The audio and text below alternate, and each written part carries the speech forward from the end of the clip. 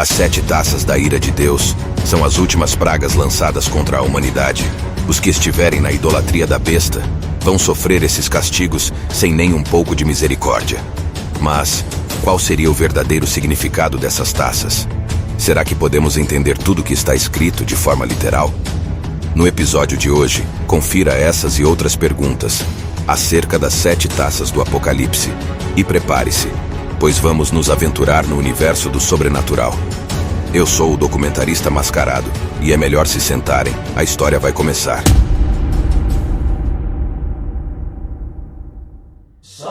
No capítulo 15, até o de número 16, o livro de Revelação traz o que acontecerá quando o grande tribulação e o reinado do anticristo já estiverem bem no finalzinho. O apóstolo João afirma que viu um grande e admirável sinal no céu. Esse sinal eram 7 anjos que tinham as 7 últimas pragas. Nelas, a ira de Deus seria consumada. João descreve pessoas que saíram vitoriosos do governo de Satanás e que não negaram a Jesus, e estão a salvo dos acontecimentos terríveis que estão prestes a ocorrer. Essas pessoas estavam junto a um mar de vidro misturado com fogo, e tinham as harpas de Deus. Elas cantavam o cântico de Moisés e o cântico do Cordeiro. Elas diziam assim: Grandes e maravilhosas são as tuas obras, Senhor Deus Todo-Poderoso. Quem não te temerá, ó Senhor, e não magnificará o teu nome? Porque só tu és santo. Por isso todas as nações virão e se prostrarão em diante de ti, porque os teus juízos são manifestos. No versículo 5 do capítulo 15, o templo do tabernáculo do testemunho se abriu no céu, e os 7 anjos que tinham as 7 pragas saíram do templo, vestidos de linho puro e resplandecente e cingidos com cintos de ouro pelo peito. Um dos 4 animais deu a 7 anjos 7 salvas de ouro cheias da ira de Deus que vive para sempre. O templo encheu-se de fumaça da glória de Deus e do seu poder, e ninguém podia entrar no templo, até se completar as 7 pragas dos 7 anjos. Neste trecho podemos entender que nesse momento Jesus termina seu trabalho de intercessão no Santo dos Santos, e a porta da graça é fechada. Os 7 selos e as 7 trombetas anunciavam que ainda dava tempo dos homens se arrependerem. Mas depois do fechamento da porta da graça, não haverá mais a chance de arrependimento, e as 7 taças serão derramadas para cumprir o juízo do Senhor Deus. No capítulo de número 16, uma voz é ouvida vinda do templo. Esta dizia que os 7 anjos deviam derramar as taças sobre a terra. Então, o primeiro ser celestial derramou a sua taça e fez-se uma chaga má e maligna nos homens, que tinham o sinal da besta e adoravam a sua imagem. Observe mais uma vez que esse castigo será apenas para os que não aceitaram Jesus e adoraram o anticristo. Os que ficaram fiéis ao Criador, com certeza estarão a salvo. O segundo anjo se pôs em posição e derramou a segunda taça sobre o mar, que simplesmente se tornou em sangue como de um morto, e morreu no mar toda a alma vivente. Quando lemos que as águas se tornarão em sangue, isso pode ser ainda mais compreendido quando lemos o restante do versículo. Temos a informação de que todos os animais do mar serão mortos. Isso quer dizer que o sangue simboliza a morte e a miséria. Imagine quanto sangue haverá nas águas. Imaginem como o cheiro será insuportável. Sem sombra de dúvidas, ninguém iria aguentar, mas a situação ainda irá se intensificar quando o terceiro anjo derramar a terceira taça. E desta vez será nos rios e nas fontes de águas, que também se tornarão em sangue, e não restarão opções para as pessoas, a não ser beber destas fontes. Então João viu o anjo das águas dizendo: Justo és tu, ó Senhor, que és, e que eras, e santo és, porque julgaste essas coisas. Visto como derramaram o sangue dos santos e dos profetas, também tu lhes deste o sangue a beber, porque disto são merecedores. Nesta praga o Criador finalmente vinga a AOS que deram a vida por Jesus, e os pecadores provarão do seu próprio veneno. O apóstolo ainda ouviu o outro ser dizer no altar: Na verdade, ó Senhor, Deus Todo-Poderoso, verdadeiros e justos são os teus juízos. Nessa fala observamos que Jeová não é um Deus tirano, mas sim um Deus de justiça. Isso se nota nas inúmeras vezes que ofereceu misericórdia para os pecadores. Mas como eles não quiseram renunciar sua natureza e cometeram transgressões abomináveis, agora precisam lidar com a justiça irada do Senhor. Como diz a frase: Deus é amor, mas também é fogo consumidor.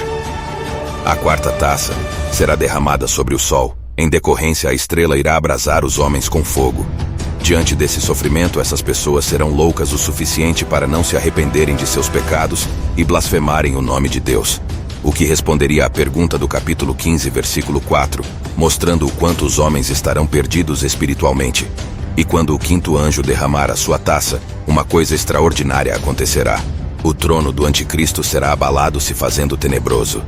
Os homens vão morder a língua de dor e, mais uma vez, por causa de suas dores e chagas, não vão se desejar arrependimento de seus pecados, ainda blasfemando do Criador. A sexta taça foi derramada pelo sexto anjo no grande rio Eufrates, que irá secar, abrindo o caminho para os reis do Oriente. O apóstolo João menciona que viu coisas bastante esquisitas saírem da boca do anticristo, da boca do Satanás e da boca do falso profeta. Estavam saindo 3 espíritos imundos semelhantes a rãs. Continuando lendo os textos sagrados, vemos que esses espíritos imundos são demônios que vão fazer prodígios e coisas surpreendentes perante os seres humanos. Esses demônios irão ao encontro dos reis e governantes de todo o mundo para estabelecer um acordo, a fim de se juntarem numa grande batalha, que acontecerá no dia que é chamado de Grande Dia do Deus Todo-Poderoso. Com os exércitos de todas as partes do mundo, o número dos soldados será gigantesco, e vão estar todos reunidos junto num vale, que em hebreu se chama Armagedon. No entanto, mesmo com uma quantidade absurda de soldados, de acordo com a Bíblia, Satanás e seus seguidores serão novamente envergonhados e derrotados. Jesus irá chegar com todo o seu exército de anjos e carruagens ardentes em fogo, derrotando seu inimigo. Com a derrota, 2 seres humanos vão inaugurar o ardente lago de fogo e enxofre, segundo o livro de Apocalipse. O anticristo e seu falso profeta serão lançados vivos no tormento do lago de fogo, enquanto Satanás será acorrentado e preso por 1000 anos, enquanto Cristo assume o controle e reina com os fiéis por 1 milênio. Então o 7º anjo irá derramar a sua taça, e com o derramamento a ira de Deus se completa. A taça é derramada sobre o ar, o que pode simbolizar o final ou cessamento. Logo depois, sai uma grande voz do templo do céu do trono dizendo: "Está feito", tendo vozes, trovões e relâmpagos, e um grande terremoto, tão forte que nunca houve igual, desde que existe homem sobre a terra.